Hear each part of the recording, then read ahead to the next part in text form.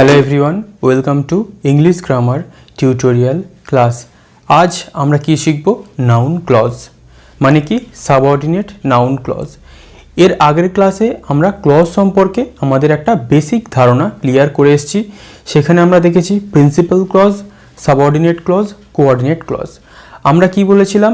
Subordinate ক্লজের মধ্যে তিনটে clause খুবই গুরুত্বপূর্ণ ইংলিশ গ্রামারে। সেটা হচ্ছে কি নাউন ক্লজ, অ্যাডজেক্টিভ ক্লজ আর কি অ্যাডভার্ব ক্লজ। এই তিনটে ক্লজকে আমরা ধাপে ধাপে যাব। আজ আমরা নাউন ক্লজকে একদম ডিটেলে শিখব, স্টেপ বাই স্টেপ শিখব এবং ক্লাসটা একটু বড় হবে কারণ প্রত্যেকটা পার্টকে আমি তোমাদের ভেঙে ভেঙে বোঝাবো, তোমরা খুব মনোযোগ সহকারে দেখবে।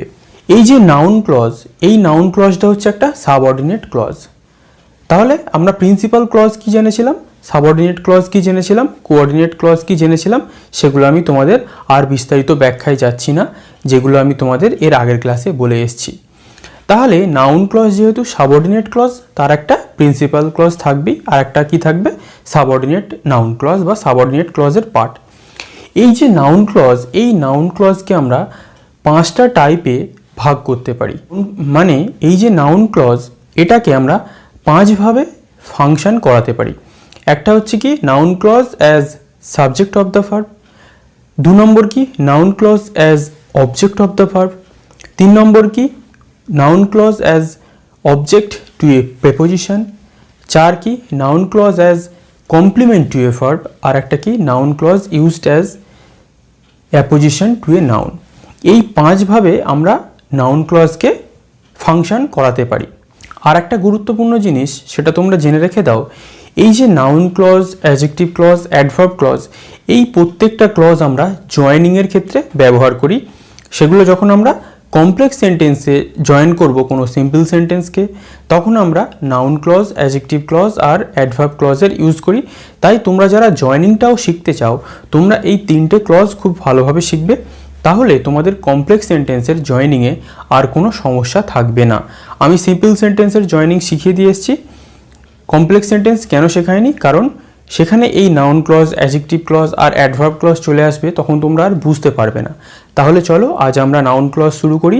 নাউন ক্লজের যে পাঁচটা টাইপ, সেটাকে আমরা একদম ইন ডিটেলে ভেঙে ভেঙে ব্রেকআপ করে করে শিখব। দেখো, তাহলে প্রথমে আমি কি বলেছি? Noun clause used as subject of the verb. Noun clause কি সাবজেক্ট অফ দ্য ভার্ব হিসাবে কিভাবে ব্যবহৃত হবে সেটা আমরা দেখব। দেখো, আমি দুটো সেন্টেন্স লিখেছি কি, দ্য অলমাইটি ডাজ এভরিথিং, সর্বশক্তিমান সব কিছু করেন, দিস ইজ গুড, এটা ভালো। তাহলে সর্বশক্তিমান সব কিছু করেন, এটা ভালো, এই দুটো সেন্টেন্সকে আমাদের subject of the verb noun ক্লজের ইউজ করে এটাকে জয়েন করতে হবে। মানে কি নাউন ক্লজটাকে সাবজেক্ট অফ দ্য ভার্ব হিসাবে তৈরি করতে হবে। তাহলে দ্য অলমাইটি ডাজ এভরিথিং, সর্বশক্তিমান সব কিছু করেন, দিস ইজ গুড। তাহলে যা সর্বশক্তিমান করেন সেটাই গুড, সেটাই ভালো। এটা আমাদের বাংলা করলে দাঁড়ায়। তাহলে সেটাকে আমরা কি লিখতে পারি?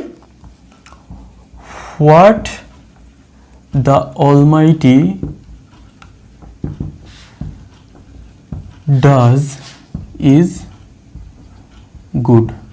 এটা হচ্ছে আমরা নাউন ক্লজকে সাবজেক্ট অফ দ্য ভার্ব হিসাবে করেছি।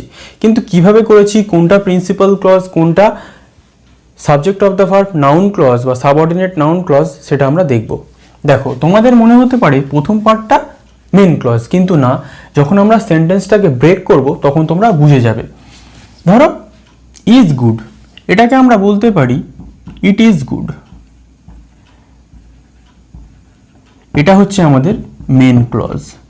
তাহলে এইটা যদি আমাদের মেন, এটাকে আমরা একটা ডামি সাবজেক্ট হিসাবে ধরলাম, যাতে আমরা কোনটা প্রিন্সিপাল ক্লজ সেটা খুব সহজে বুঝতে পারি। তাহলে ইট ইজ গুড, এটা হচ্ছে একটা প্রিন্সিপাল ক্লজ। আর সাবঅর্ডিনেট নাউন ক্লজ কি? হোয়াট দ্য অলমাইটি ডাজ, এটা হচ্ছে নাউন ক্লজ। এটা নাউন ক্লজ কি used as subject of the verb. এইবারে আমি তোমাদের বলেছিলাম যে নাউন ক্লজকে সবসময় কি কানেক্ট করবে? একটা সাবঅর্ডিনেট কনজাংশন বা সাবঅর্ডিনেটিং কনজাংশন। দেখো এখানে আমরা হোয়াট, হোয়াট মানে আমরা কি জানি যে কি, কিন্তু এখানে হোয়াট মানে যা হিসাবে ব্যবহৃত হয়েছে, বা যাহা। হোয়াট দ্য অলমাইটি ডাজ, যাহা অলমাইটি করেন, ইজ গুড, সেটা ভালো। তাহলে এইবারে আমাদের প্রিন্সিপাল ক্লজ আর সাবঅর্ডিনেট ক্লজের মধ্যে একটু একটা ডিফারেন্স দেখা যাক। আমরা কি জানি, নাউন ক্লজটা এখানে একটা সাবঅর্ডিনেট ক্লজ, আর সেই সাবঅর্ডিনেট ক্লজকে একটা কানেক্ট করেছে কে, প্রিন্সিপাল ক্লজ। সেই প্রিন্সিপাল ক্লজকে এই যে সাবঅর্ডিনেট ক্লজ, এটাকে কি দিয়ে আমরা কানেক্ট করেছি, এটা হোয়াট সাবঅর্ডিনেটিং কনজাংশন দিয়ে। যেহেতু এটাকে আমরা সেন্টেন্সের প্রথমে লিখেছি, তাই এটা তোমাদের বুঝতে অসুবিধা হচ্ছে, তাই তো। কিন্তু দেখো, এটাকে যদি আমরা কি বলি, হোয়াট দ্য অলমাইটি ডাজ, এটা হচ্ছে একটা সাবজেক্ট। এটাকে তুমি একটা সাবজেক্ট ভাবো। তুমি নাউন ক্লজ কিছুক্ষণের জন্য ভুলে যাও, এটা সাবজেক্ট, ভার্ব। তাহলে এই যে নাউন ক্লজ, এটা কি হিসাবে ব্যবহৃত হয়েছে, সাবজেক্ট অফ দ্য ভার্ব। ভার্বকে ইজ আর সাবজেক্টকে হোয়াট দ্য অলমাইটি ডাজ। এটা হচ্ছে একটা সাবঅর্ডিনেট নাউন ক্লজ। ব্যাপারটা বুঝতে পেরেছো? Subordinate noun clause used as a subject of the verb, মানে কি, এটা নাউন ক্লজটা সাবজেক্ট হিসাবে এখানে ব্যবহৃত হয়েছে।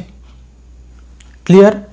সাবজেক্ট হিসাবে যেহেতু ব্যবহৃত হয়েছে, তারপরে আমরা একটা ভার্ব আছে ইজ, তাহলে সাবঅর্ডিনেট নাউন ক্লজকে what the almighty does.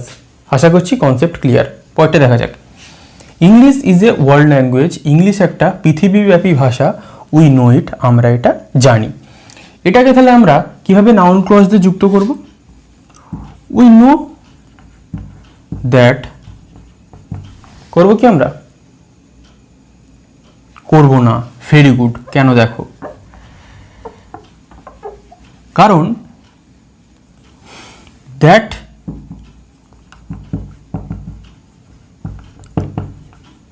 English is এ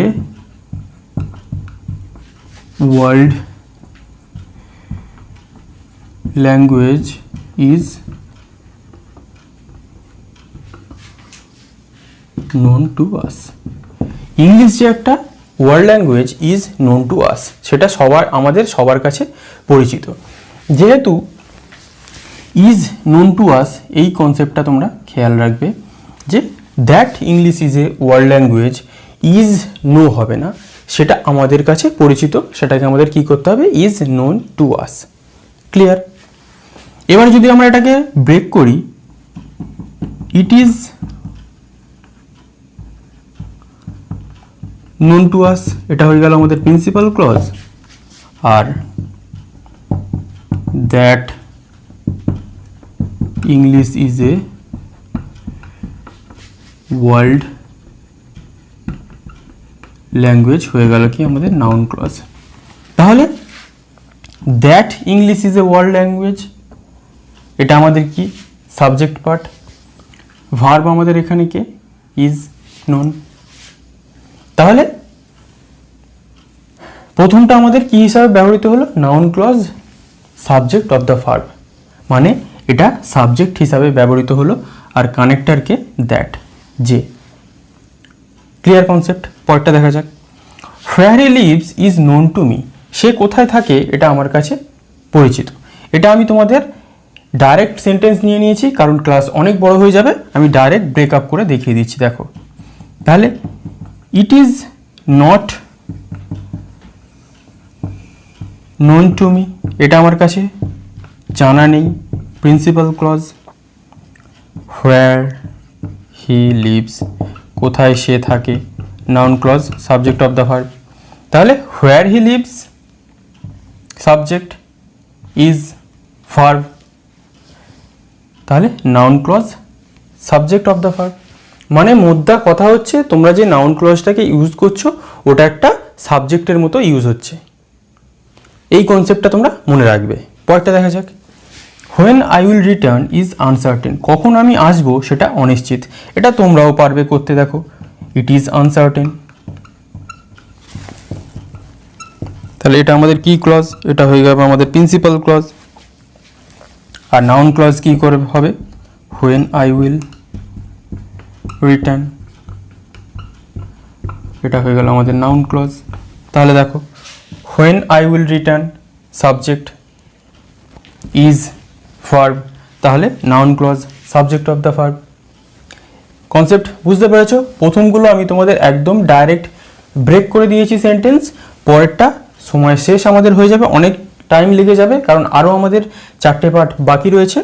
তোমরা আশা করছি এটা বুঝতে পারছো, যেটা না বুঝতে পারবে আমায় কমেন্ট করে জানাবে। তাহলে এটা হলো আমাদের noun clause used as a subject of the verb. এবারে আমরা দেখব noun clause used as object of the verb. তাহলে এবারে আমরা দেখে নিই noun clause used as object of the verb, মানে ভার্বের অবজেক্ট হিসাবে ব্যবহার হবে। এর আগেরটা আমরা দেখলাম সাবজেক্ট হিসাবে। দেখো, English is a world language, English একটা world language, we know it, আমরা এটা জানি। এটাকে যদি আমরা নাউন ক্লজকে অবজেক্ট অফ দ্য ভার্ব করি, কিভাবে করতে হবে দেখো। তাহলে we know that English is a world language, আমরা জানি যে ইংলিশ একটা ওয়ার্ল্ড ল্যাঙ্গুয়েজ। এটাকে যদি আমরা ব্রেক করি তাহলে আমাদের প্রিন্সিপাল ক্লজ কি হবে? We know, principal clause. আর সাবঅর্ডিনেট নাউন ক্লজ কি হবে? That English is a world language. এটা হচ্ছে noun clause object of the verb. কি হবে? অবজেক্ট হলো দেখো। তাহলে উই নো, আমরা জানি, main clause that English is a world language, এটা ভার্বকে নো। তাহলে এই নো এর অবজেক্টকে that English is a world language, পুরোটাই একটা অবজেক্ট। তাহলে উই নো, আমরা জানি, এটা হচ্ছে প্রিন্সিপাল ক্লজ। কি জানি? That English is a world language. তাহলে যদি তোমরা এই ভার্বটাকে হোয়াট দিয়ে প্রশ্ন করো তাহলে কিন্তু তোমরা উত্তর পেয়ে যাবে। তাহলে we know what, we know that English is a world language. আর আমরা অবজেক্ট মানে কি জানি? হোয়াট দিয়ে প্রশ্ন করলে আমরা অবজেক্টটা পাই, আর সেটা কি হয়? নাউন। তাহলে এই যে পার্টটা, এতটা বড় পার্টটা, এটাকে তোমরা একটা নাউন হিসাবেও ধরতে পারো বোঝার সুবিধার জন্যে। এটা তো একটা noun clause, subordinate noun clause used as object of the verb. Object মানে কি? এই ভার্ব নো, তার অবজেক্ট পার্ট পুরো এই নাউন ক্লজটা। Concept clear? এটাকেই যদি আমরা সাবজেক্ট হিসাবে ব্যবহার করতাম, নাউন ক্লজকে সাবজেক্ট হিসাবে, তাহলে আমরা কিভাবে করতাম? That English is a world language, that English is a world language is known to us, that English is a world language is known to আস, যেটা আমরা একটু আগে দেখে এসেছি। তখন আমরা এই যে নাউন ক্লজটাকে সাবজেক্ট করেছি, পরের পার্টটাকে অবজেক্ট করেছি। কারণ কি? কারণ নাউন ক্লজটা ওখানে সাবজেক্ট হিসাবে ব্যবহৃত হয়েছে, আর এখানে কি? নাউন ক্লজটা অবজেক্ট হিসাবে ব্যবহৃত হয়েছে, তাই মেন ভার্বের পরে আমরা এটাকে বসিয়েছি অবজেক্ট হিসাবে। আশা করছি কনসেপ্ট ক্লিয়ার। পরেরটা দেখা যাক। ইউ আর অনেস্ট, তুমি সৎ, আই নো ইট, আমি এটা জানি। তাহলে আই নো দ্যাট, আমি জানি যে ইউ আর অনেস্ট। এটাকে যদি আমরা ব্রেক আপ করি তাহলে আই নো হয়ে যাবে আমাদের প্রিন্সিপাল ক্লজ, আর দ্যাট ইউ আর অনেস্ট হয়ে যাবে আমাদের কি? Noun clause object of the verb. Noun clause object of the verb কেন? আই নো, আমি জানি, main clause that you are honest, যে তুমি সৎ, ভার্বকে নো, অবজেক্ট পার্টকে দ্যাট ইউ আর অনেস্ট। তাহলে কিভাবে আমরা করছি এটা বুঝতে পারছো? এর আগে যেটা করেছি সেটাকে আমরা নাউন ক্লজকে সাবজেক্ট হিসাবে করেছি, এখানে নাউন ক্লজটাকে আমরা অবজেক্ট হিসাবে ব্যবহার করছি। এটাকেই যদি আমরা সাবজেক্ট হিসাবে করতাম তখন আমরা কি লিখতাম? That you are honest, that you are honest is known to me, that you are honest is known to me, যদি আমরা নাউন ক্লজকে সাবজেক্ট হিসাবে করতাম। কিন্তু এখানে আমরা নাউন ক্লজকে অবজেক্ট হিসাবে করেছি। Concept clear? Principal clause I know, that subordinating conjunction connect করেছে কাকে? সাবঅর্ডিনেট নাউন ক্লজকে। এই হচ্ছে আমাদের মেন কনসেপ্ট। তাহলে নাউন ক্লজ কীভাবে সাবজেক্ট হিসাবে ব্যবহৃত হচ্ছে, কীভাবে অবজেক্ট হিসাবে ব্যবহৃত হচ্ছে, আশা করছি বুঝতে পারছো। আরও কিছু এক্সাম্পল দেখো। এবার ডাইরেক্ট এক্সাম্পলে আমরা চলে আসি। আই ডোন্ট নো, আমি জানি না, হোয়ার হি লিভস। তাহলে এখানে আমাদের প্রিন্সিপাল ক্লজকে তোমরা বলো very good, I don't no, এটা হয়ে যাচ্ছে আমাদের প্রিন্সিপাল ক্লজ। আর সাবঅর্ডিনেট নাউন ক্লজ কি, হোয়ার হি লিভস, কোথায় সে থাকে, এটা হয়ে যাচ্ছে আমাদের noun clause object of the verb. কী হবে অবজেক্ট অফ দ্য ভার্ব হলো আই ডোন্ট নো, আমি জানি না, verb part, where he lives object part হিসাবে এটা আমরা ধরে নিলাম। তাহলে কোথায় সে থাকে আমি এটা জানি না, তাহলে I don't know principal clause, where he lives noun clause used object of the verb. কারণ কি, একটা সাবঅর্ডিনেট কনজাংশন দিয়ে আমরা প্রিন্সিপাল ক্লজের সাথে এটাকে কানেক্ট করেছি। Clear concept. পরটা দেখা যাক। I spend what I earn, যা আমি আয় করি সেটাই আমি খরচা করে দিই। তাহলে I spend principal clause, what I earn noun clause object of the verb. কেন object of the verb? I spend খরচা করি, হোয়াট আই আর্ন যেটা আমি আয় করি, তাহলে স্পেন্ডটা হচ্ছে ভার্ব, তারপর এটা হয়ে গেল আমাদের কি অবজেক্টিভ পার্ট বা অবজেক্ট। তাহলে একটা জিনিস খুব ভালো করে মনে রাখো, নাউন ক্লজ যেটাকে আমরা ইউজ করছি ওটা এক প্রকারের, তোমরা কি হিসাবে জানবে ওটা যে এক প্রকার নাউন। আমরা ইউজ করছি সাবঅর্ডিনেট নাউন ক্লজের মতো, কিন্তু ওটা ফাংশন করছে একটা নাউনের মতোই। এটা কিন্তু তোমরা অবশ্যই খেয়াল রাখবে। যদি আমরা কি জানি, নাউনকে হোয়াট দিয়ে প্রশ্ন করলে আমরা নাউনের অ্যান্সার পাই, তাহলে তোমরা হোয়াট দিয়ে প্রশ্ন করবে প্রত্যেকটা সেন্টেন্সকে, নাউনের অ্যান্সার পেয়ে যাবে। একটা জিনিস মনে রাখবে যেটা বলে দিলাম, noun clause subordinate noun clause হতে পারে, কিন্তু ওটা নাউনের মতো ফাংশন করছে বলেই যারা গ্রামারিয়ান তারা ওটাকে নাউন ক্লজের নাম দিয়েছে। যখন আমরা অ্যাডজেক্টিভ ক্লজে যাব তখন দেখব ওটা অ্যাডজেক্টিভের মতো ফাংশন করবে, যখন আমরা অ্যাডভার্ব ক্লজে যাব তখন দেখব ওটা অ্যাডভার্বের মতো ফাংশন করবে। তাহলে আরেকটা এক্সাম্পল দেখা যাক। I know which book you want, আমি জানি কোন বইটা তুমি চাও। তাহলে I know principal clause, which book you want noun clause object of the verb, know verb object which book you want. Concept clear? তাহলে কিভাবে সাবজেক্ট অফ দ্য ভার্ব হিসাবে ব্যবহার হলো, কিভাবে অবজেক্ট অফ দ্য ভার্ব হিসাবে ব্যবহার হলো আমরা দেখলাম। এইবারে আমরা দেখব কিভাবে অবজেক্ট টু এ প্রিপোজিশন হিসাবে নাউন ক্লজ ব্যবহার হয়। তাহলে এখন আমরা দেখব noun clause used as object of a preposition, মানে নাউন ক্লজ কিভাবে একটা প্রিপোজিশনের অবজেক্ট হিসাবে ব্যবহৃত হয় সেটা আমরা দেখব। চলো এক্সাম্পলের মাধ্যমে আমাদের কনফিউশন ক্লিয়ার করা যাক। আই অ্যাম টেলিং সামথিং, আমি কিছু বলছি, লিসেন টু ইট, এটা শোনো। তাহলে এটাকে যদি আমরা অবজেক্ট অফ এ প্রিপোজিশন দিয়ে নাউন ক্লজের জয়েনিং করি, এটা আমাদের কি দাঁড়াবে? তাহলে listen to what I am telling. তাহলে লিসেন টু শোনো, হোয়াট আই অ্যাম টেলিং আমি কি বলছি। তাহলে টু প্রিপোজিশন, তার অবজেক্টকে হোয়াট আই অ্যাম টেলিং। এবার এটাকে যদি আমরা ব্রেকআপ করি সেটা আমাদের কি দাঁড়াবে? তাহলে আমাদের একটা উজ্জ বা আন্ডারস্টুড ইউ দাঁড়াবে, কারণ লিসেন টু, কেউ আমাদের সামনে আছে তাকে আমি বলছি listen to, imperative sentence, listen to what I am telling. Clear? তাহলে লিসেন টু মানে ইউ লিসেন টু, এটা হয়ে গেল আমাদের প্রিন্সিপাল ক্লজ। আর আমাদের সাবঅর্ডিনেট নাউন ক্লজ কি হবে? What I am telling.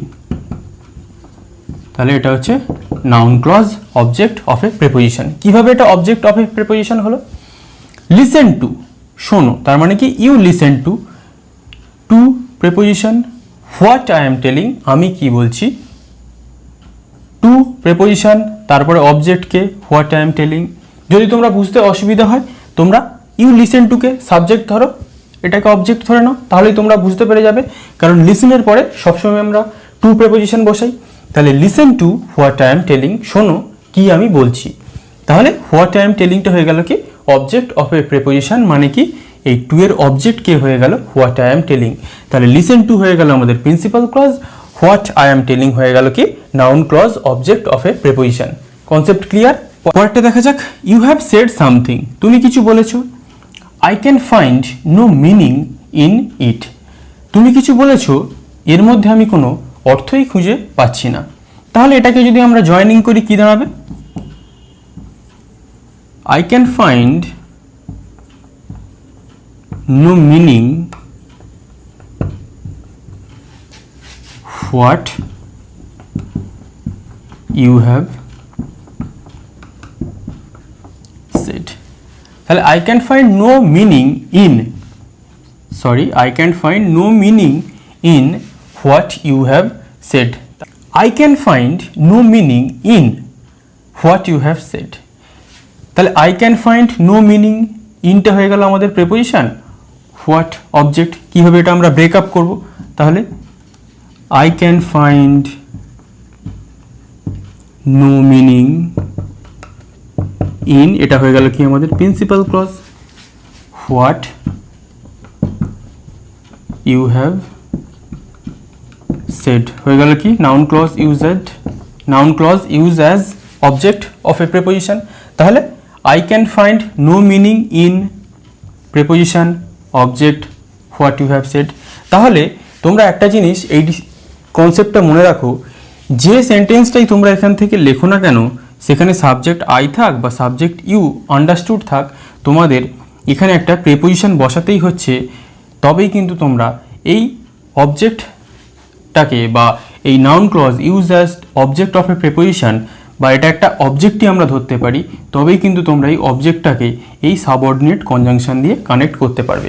তাহলে যেসব সেন্টেন্স তোমরা লিখবে তোমরা অবশ্যই গুরুত্ব সহকারে খেয়াল রাখবে ওই ওয়ার্ডটার পর পার্টিকুলারলি একটা প্রিপোজিশন বসালে সেন্টেন্সটা সঠিক হয় কিনা। কারণ এমন কোনো সেন্টেন্স তোমরা লিখবে না যেখানে সেন্টেন্স লিখলে কিন্তু সেখানে প্রিপোজিশন বসানো যায় না। ক্লিয়ার?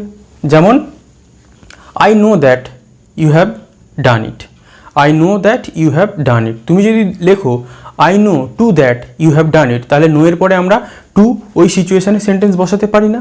আমরা বলতে পারি listen to what I am telling, লিসেনের পরে to preposition, I can find no meaning in what you have said, তাহলে নো মিনিং ইন প্রিপোজিশন।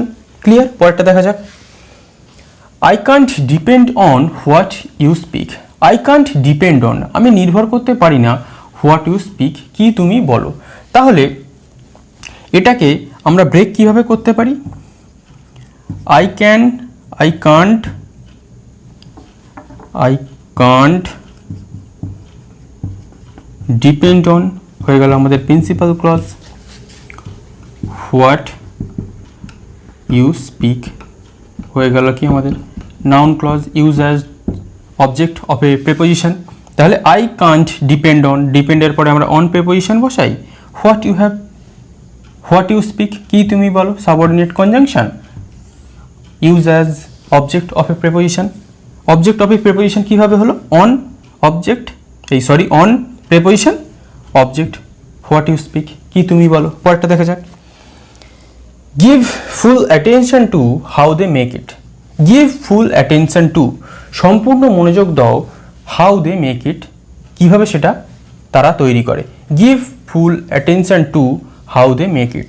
তাহলে তোমরা এবার এটা করতে পারবে কোনটা প্রিন্সিপাল ক্লজ, তাহলে গিভ ফুল অ্যাটেনশন টু হয়ে যাবে আমাদের প্রিন্সিপাল ক্লজ, আর হাউ দে মেক ইট হয়ে গেল আমাদের নাউন ক্লজ। কীভাবে হলো? অ্যাটেনশন টু প্রিপোজিশন, তারপরে how they make it object, তাহলে noun clause used as object of a preposition. কীভাবে আমরা করলাম? ব্রেকআপ করলাম কোনটা প্রিন্সিপাল ক্লজ কোনটা সাবঅর্ডিনেট নাউন ক্লজ, আমি ভেঙে ভেঙে বুঝিয়ে দিলাম। তোমরা না বুঝতে পারলে আমায় কমেন্ট করবে অবশ্যই। তাহলে এরপরে আমরা দেখে নেব 4 নম্বর পার্টে কীভাবে আমরা কমপ্লিমেন্ট হিসাবে নাউন ক্লজটাকে ইউজ করব। তাহলে এখন আমরা দেখে নিই 4 নম্বর পার্ট, সেখানে কি বলছে, নাউন ক্লজকে আমরা কমপ্লিমেন্ট হিসাবে ব্যবহার করব ভার্বের, noun clause as complement to a verb. কীভাবে সেটা আমরা এক্সাম্পলের মাধ্যমে বুঝে নেব। দেখো, আই অ্যাম ডুইং সামথিং, আমি কিছু করছি, দিস ইজ দ্য থিং, এটা সেই জিনিস। কিভাবে আগে করব আমরা দেখি। তাহলে দিস ইজ, এটা সেটাই, হোয়াট আই অ্যাম ডুইং, তাহলে এটা সেটাই যেটা আমি করছি। এটাকে আগে আমরা ব্রেকআপ করি, তারপরে আমরা বুঝবো। তাহলে প্রিন্সিপাল ক্লজকে, this is principal clause, what I am doing, noun clause, complement to a verb. কিভাবে এটা কমপ্লিমেন্ট টু এ ভার্ব হলো সেটা আমরা বুঝবো কি করে। দেখো, দিস ইজ, এটা হয় সেটাই, হোয়াট আই অ্যাম ডুইং, যেটা আমি করছি। কমপ্লিমেন্ট মানে আমরা টেন্সের চ্যাপ্টারে কি দেখেছিলাম, বি ভার্বের, যে এটা সাবজেক্টের সম্বন্ধে একটা বাড়তি ইনফরমেশন, যেটা একটা সেন্টেন্সকে সম্পূর্ণ হতে সাহায্য করে। এটা অন্য কোনো সেন্টেন্সের পার্ট নয় বা অন্য কোনো বিষয় নয়। কমপ্লিমেন্ট টু এ ভার্ব মানে হচ্ছে এটা ভার্বের বা সাবজেক্টের একটা বাড়তি ইনফরমেশান, যেটা ওই সাবজেক্ট সম্পর্কে ভার্বের সাহায্য নিয়ে একটা সম্পূর্ণ অর্থ প্রকাশ করে ওই সাবজেক্টের। যেমন এখানে হোয়াট আই অ্যাম ডুইং, আমি কি করছি। তাহলে হোয়াট আই অ্যাম ডুইং মানে কি, এটাই, দিস ইজ, এটাই আমি করছি, দিস ইজ। তাহলে হোয়াট আই অ্যাম ডুইং, এই দিস এর বাড়তি information what I am doing, যেটা আমরা এই ভার্বের সাহায্য নিয়েছি কমপ্লিমেন্ট করার জন্য এটাকে। অ্যাকচুয়ালি যদি আমরা এটাকে সহজে বুঝতে চাই, এটাকে আমরা সাবজেক্টের একটা বাড়তি ইনফরমেশান হিসাবে ব্যবহার করব একটা ভার্বের সাহায্য নিয়ে, যেটা বেশিরভাগ সময় জেনে রাখবে এটা বি ভার্ব হবে, বেশিরভাগ সময় এটা বি ভার্ব হবে। যেমন এখানে দিস ইজ, এটা সেটাই, হোয়াট আই অ্যাম ডুইং, যেটা আমি করছি। তাহলে দিস ইজ যেটা, হোয়াট আই অ্যাম ডুইংও সেই একই কাজ, শুধুমাত্র এটা সাবজেক্টের ওই যে অর্থটা বা সম্পূর্ণ ইনফরমেশানটা বোঝানোর জন্যে আমরা এই কমপ্লিমেন্টার ব্যবহার করেছি, যাতে আমরা সাবজেক্ট আর ভার্বের সম্পর্কে যে জিনিসটা বলতে চাচ্ছি তার একটা সম্পূর্ণ অর্থ প্রকাশ পায়। ক্লিয়ার? পরেরটা দেখা যাক। ইউ হ্যাভ হার্ট হার, তুমি তাকে দুঃখ দিয়েছো। This is the reason of my সরো, এটা আমার দুঃখের কারণ। তাহলে এটাকে যদি আমরা জয়েনিং করি, কি দাঁড়াতে পারে, আই অ্যাম সরি, আমি দুঃখিত, দ্যাট ইউ হ্যাভ হার্ট হার। তাহলে এটা হলো আমাদের জয়েনিং। এটাকে যদি আমরা ব্রেক করি, তাহলে আই অ্যাম সরি হয়ে গেল আমাদের কি, principal clause, that you have hurt her হয়ে গেল আমাদের noun clause, complement to a verb. এবার কিভাবে হলো সেটা আমাদের দেখতে হবে। আই অ্যাম সরি, আমি কেন দুঃখিত, যে তুমি তাকে কষ্ট দিয়েছ। তাহলে আই অ্যাম সরি যে পার্ট, সেই পার্টটা ফুলফিল কে করছে, দ্যাট আই অ্যাম সরি, এই দ্যাট ইউ হ্যাভ হার্ট হার, যে তাকে দুঃখ দিয়েছ। তাহলে এখানেও দেখলে আমরা একটা বি ভার্বের ইউজ করেছি, আই অ্যাম সরি। এই আই অ্যাম সরি এটা তখনই কমপ্লিট হবে যখন আমরা দ্যাট ইউ হ্যাভ হার্ট হার এই এর একটা সাবজেক্টের একটা বাড়তি ইনফরমেশান দিয়ে বুঝিয়ে দেবো যে সে কেন সরি বা কেন দুঃখিত, দ্যাট ইউ হ্যাভ হার্ট হার, যে তুমি তাকে দুঃখ দিয়েছ। তাহলে noun clause complement to a verb কেন, তাহলে দ্যাট ইউ হ্যাভ হার্ট হার আর এখানে কি হোয়াট আই এম ডুইং, এটা হচ্ছে কিন্তু নাউন ক্লজ। দেখো দুটোকেই সাবঅর্ডিনেট ক্লজ দ্যাট আর হোয়াট দিয়ে কানেক্ট করেছে, এবং এম ভার্বের কমপ্লিমেন্ট হয়েছে that you have hurt her, is ভার্বের কমপ্লিমেন্ট হয়েছে হোয়াট আই এম ডুইং। দুটোই ভার্বের আর সাবজেক্টের যে মেলবন্ধন তার একটা সম্পূর্ণ অর্থ বা কমপ্লিট মিনিং ওই সাবঅর্ডিনেট নাউন ক্লজের মাধ্যমে আমরা বুঝিয়ে দিয়েছি। তাই আমরা এটাকে বলেছি noun clause as complement to a verb, মানে সেটা আমরা সাবজেক্ট হিসাবে যদি ধরি, সাবজেক্টেরই কমপ্লিমেন্ট, তাহলে আমরা সেটা আরও ভালোভাবে বুঝতে পারবো। তোমাদের যদি কনফিউশন থাকে যে কমপ্লিমেন্ট টু এ ভার্ব না হয়ে আমরা যদি ওটাকে সাবজেক্টের কমপ্লিমেন্ট হিসাবেও ধরে নিই, তাহলে কিন্তু তোমরা এটা ভালোভাবে বুঝতে পারবে। বোঝার সুবিধার্থে আমি তোমাদের এটা সহজ করে দিলাম। তারপরটা কি, life is how we live it, জীবন সেটাই যেমনভাবে আমরা সেটাকে বাঁচি। তাহলে এটাকে আমরা যদি ব্রেক করি, লাইফ ইজ হয়ে গেল আমাদের কি প্রিন্সিপাল ক্লজ, আর হাউ উই লিভ ইট হয়ে গেল কি আমাদের নাউন ক্লজ।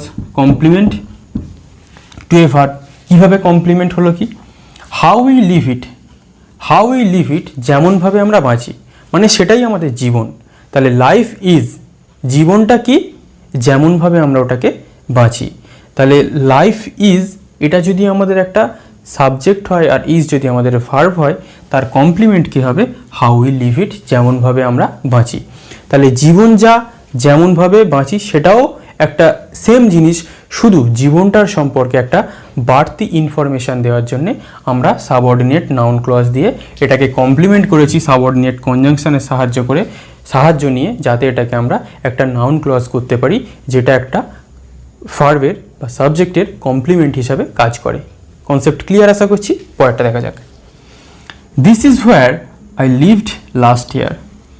দিস ইজ হোয়ার এটা সেখানেই, দিস ইজ এটা সেটাই, দিস ইজ এটা সেটাই, হোয়ার আই লিভড লাস্ট ইয়ার যেখানে আমি আগের বছর থেকেছিলাম।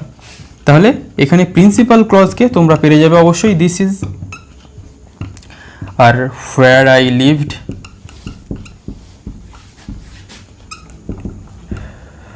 লাস্ট ইয়ার হয়ে গেল আমাদের কি নাউন ক্লজ। তাহলে দিস ইজ কি, where I lived last year মানে যেখানে আমি আগের বছর থেকেছিলাম, দিস ইজ এটা সেটাই। তাহলে দিস ইজ আর where I lived last year এর মধ্যে বেসিক্যালি কোনো পার্থক্য নেই, শুধু ওই দিস ইজের কমপ্লিমেন্ট হিসাবে আমরা এই হোয়ার আই লিভড লাস্ট ইয়ারের নাউন ক্লজের ব্যবহার করেছি হোয়ার সাবঅর্ডিনেট কনজাংশন ইউজ করে, যাতে আমরা দিস ইজের সম্পর্কে একটা বাড়তি ইনফরমেশান দিয়ে ওই দিস ইজটা কী বলতে চাইছে তার একটা সম্পূর্ণ অর্থ প্রকাশ করতে পারি হোয়ার আই লিভড লাস্ট ইয়ার এই সেন্টেন্সটার মাধ্যমে বা এই সাবঅর্ডিনেট নাউন ক্লজের মাধ্যমে। তাহলে দিস ইজটা হয়ে গেল ভার্ব, যদি এই ভার্বটাকেই আমরা ধরি এটা তার কমপ্লিমেন্ট, কারণ এই সম্পর্কেই একটা বাড়তি ইনফরমেশান দিয়ে ওর সম্পূর্ণ অর্থ এটার মাধ্যমে আমরা প্রকাশ করছি। প্রত্যেকটার ক্ষেত্রেই দেখলে বি ভার্বের আমরা বেশি ইউজ করছি, তাই যখন তোমরা এই সেন্টেন্স তৈরি করবে খেয়াল রাখবে সেখানে তোমরা বেশিরভাগ বি ভার্ব দিয়েই করার চেষ্টা করবে, কারণ বি ভার্বেরই আমরা কমপ্লিমেন্টটা তৈরি করি। তাহলে কমপ্লিমেন্ট টু এ ভার্ব তোমরা বুঝতে পারলে, যেখানে আমরা সাবজেক্টের সম্পর্কে একটা ভার্বের সাহায্য নিয়ে সেই বাড়তি ইনফরমেশানটা একটা সাবঅর্ডিনেট নাউন ক্লজের মাধ্যমে প্রকাশ করতে পারি, সেটাই আর কিছু নয়, subordinate noun clause use as complement to a verb. Clear? এরপরে আমরা লাস্ট পার্ট 5 নম্বর পার্টে চলে যাব। তাহলে এখন আমরা 5 নম্বরটা দেখে নিই, নাউন ক্লজ কিভাবে অ্যাপোজিশন টু এ নাউন হিসাবে ব্যবহৃত হবে। অ্যাপোজিশন টু এ নাউন কি সেটা আমরা নাউনের ক্লাসে শিখে এসেছি, সেটা কি নাউনের পাশাপাশি আর একটা নাউন সেটা আমরা বসাতাম, কিন্তু এখানে আমরা একটু ডিফারেন্টভাবে অ্যাপোজিশনটাকে দেখার চেষ্টা করব। দেখো, noun clause used as apposition to a noun, কীভাবে আমরা অ্যাপোজিশন হিসাবে ব্যবহার করব সেটা আমরা দেখে নিই। প্রথমে আমরা এক্সাম্পল দেখে নিই। ইউ আর টায়ার্ড, তুমি ক্লান্ত। The fact is obvious to me, এই কারণটা আমার কাছে স্পষ্ট। তাহলে এটাকে আমরা কিভাবে জয়েন করব, তারপরে আমরা কিভাবে অ্যাপোজিশন টু এ নাউন হলো সেটা আমরা দেখব।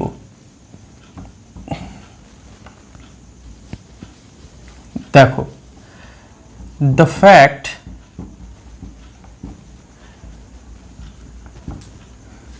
that you are tired is obvious to me. The fact কারণটা কি, that you are tired যে তুমি ক্লান্ত, is obvious to me। তাহলে এবার আমার দেখতে হবে এটা প্রিন্সিপাল ক্লজ কি আর সাবঅর্ডিনেট নাউন ক্লজ কি, তারপরে আমরা অ্যাপোজিশন কি সেটাই আসবো। তাহলে the fact is obvious to me এটা হচ্ছে আমাদের প্রিন্সিপাল ক্লজ। তোমাদের মনে হতে পারে কেন এটা এই পার্টটা আমাদের এখানে এলো, সেটা আমি একটু পরে বলছি। the fact is obvious to me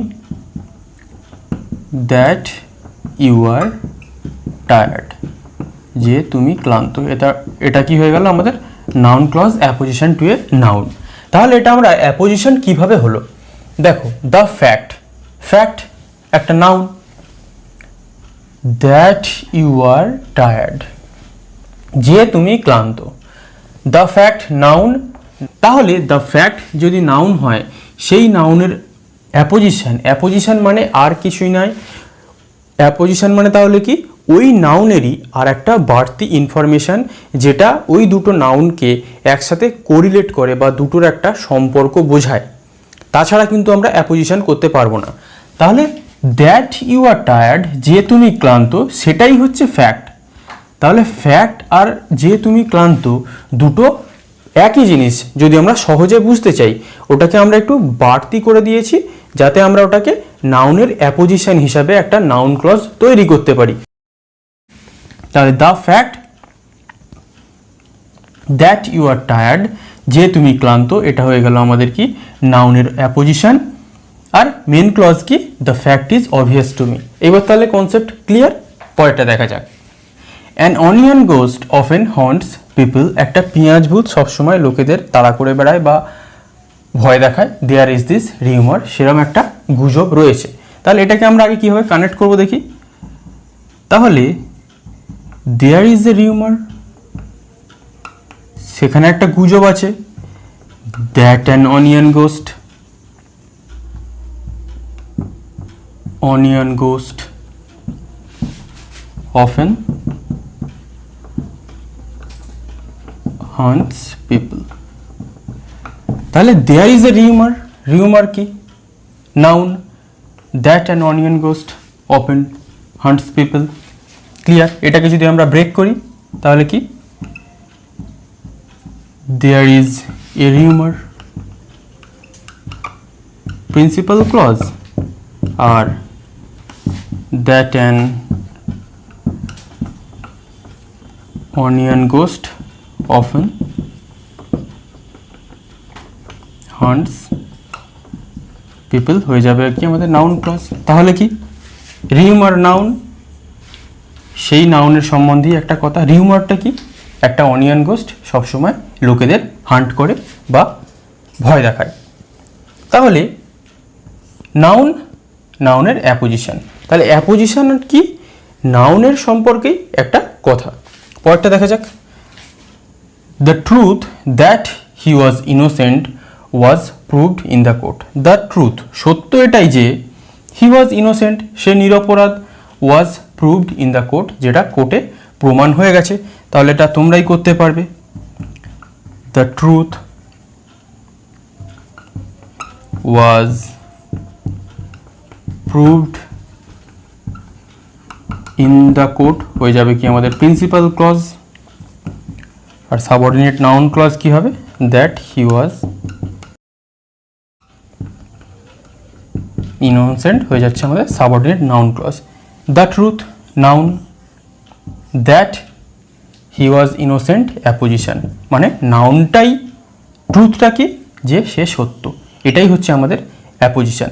তাহলে যখনই তোমরা একটা অ্যাপোজিশন করবে, এইরকম সেন্টেন্স স্ট্রাকচার করবে, তাহলে তোমাদের প্রত্যেকটা সেন্টেন্স সঠিক হবে। পরেরটা কি, ইউর সাসপিশন, তোমার সন্দেহ, that the servant has stolen the watch, যে সেই সার্ভেন্টটা ঘড়িটা চুরি করেছে, ইজ বেসলেস, হয় ভিত্তিহীন।